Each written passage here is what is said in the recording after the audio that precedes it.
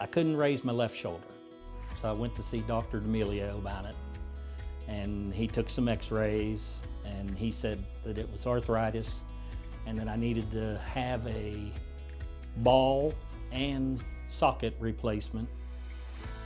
I said, well, when do you want to do it? He goes, 22nd. I said, okay, let's go.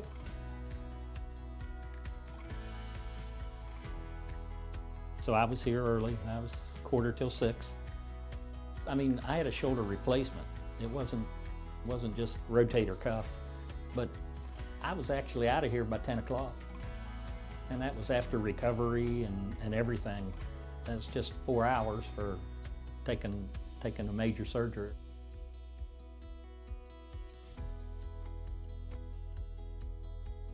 I would have to tell someone that would be interested in or thinking about it to do it.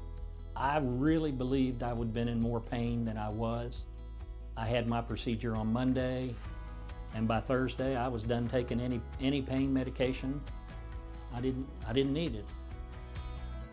These people here at the same-day surgery were very professional. It feels better just to sit around. It feels better.